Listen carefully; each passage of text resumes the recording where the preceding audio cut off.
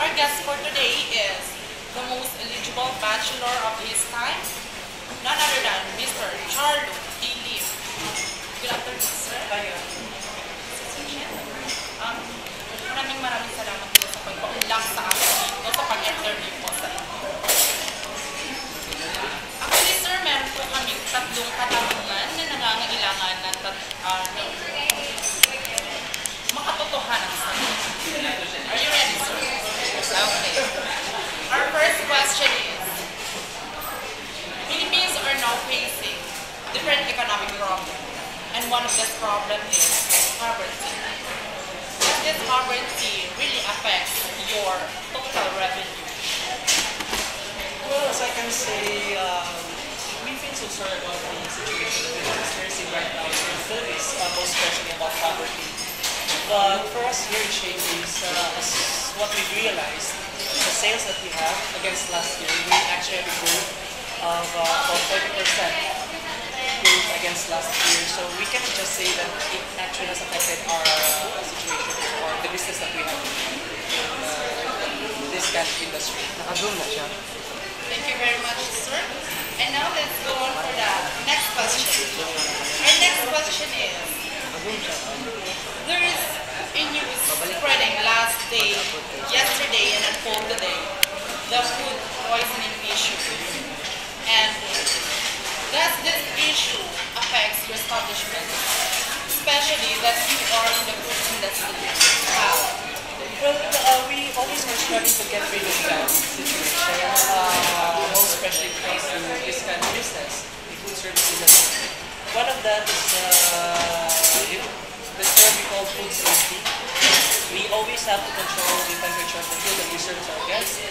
Also the what we call proper sanitation, good personal hygiene, and to avoid cross-contamination.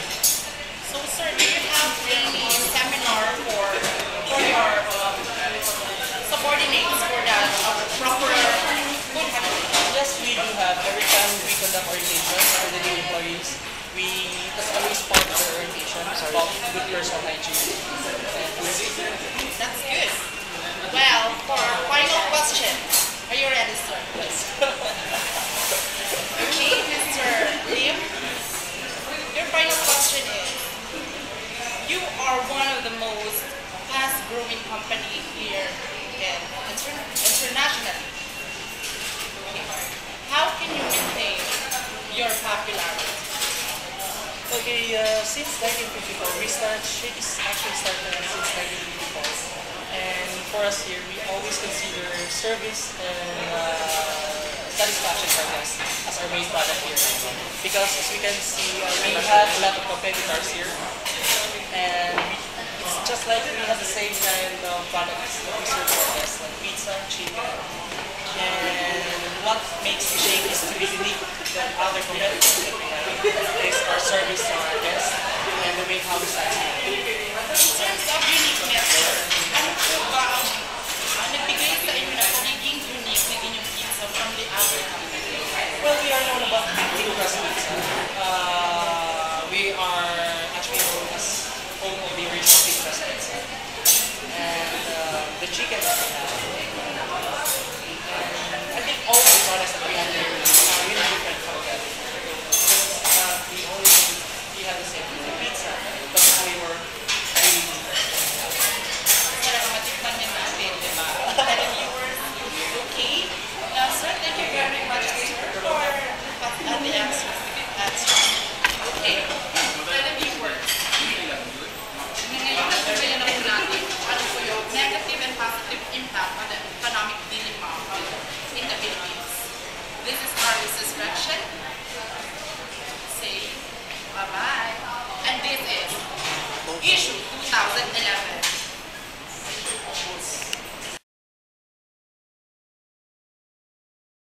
Ladies and gents, now we're back to our show, Issue 2011.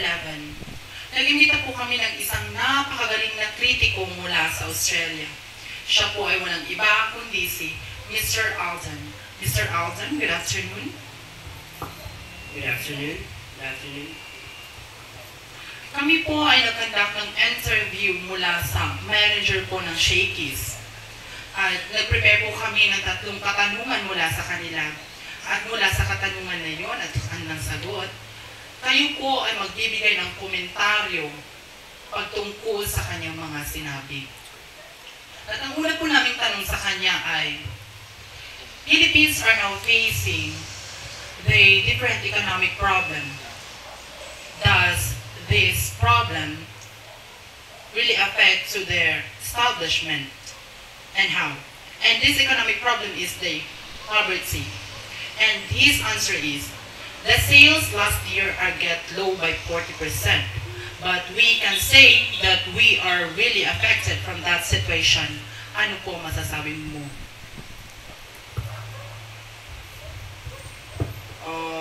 Therefore, poverty doesn't really affect the total revenue of the food industry.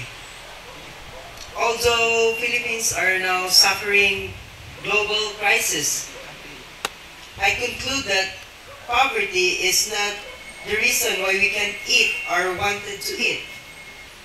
Because only food can meet the satisfactory wants of people. Thank you very much po.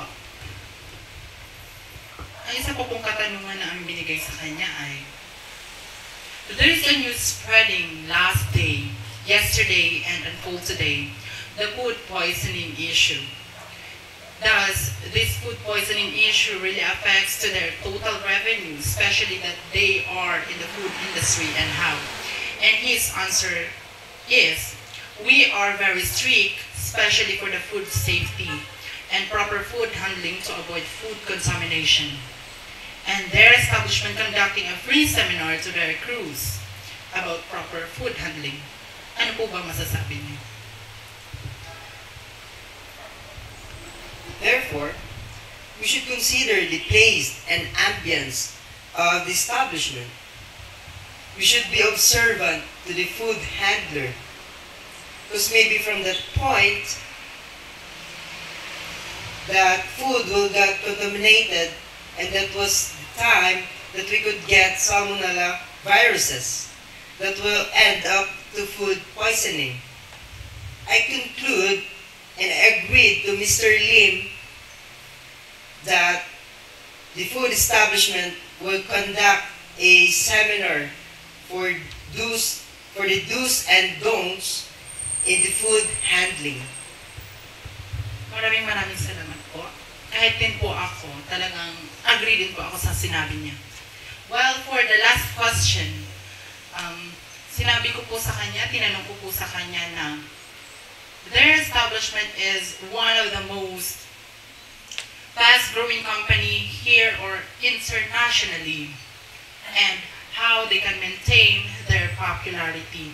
At sinabi po niya, since 1954, they are considered good service because they had a lot of competitors.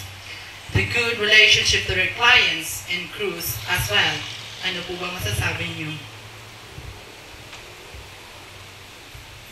Therefore, we can't get the fame by how long your establishment standing, but on how can treat your clients. Is it true? Yes, definitely. How can you treat your subordinates? The taste and preference of your food, and your marketing strategy that vary on that. I conclude that being famous is not what I'm aiming. We are just get for it. Thank you. Maraming salamat po. Naway marami pong natutunan ng ating mga televiewers about sa aking panayam kay Mr. Alden from Australia. Hanggang sa muli po mga kaibigan, kapamilya at kapuso. Ito po ang issue 2011. Thank you. I can be a superhero, baby.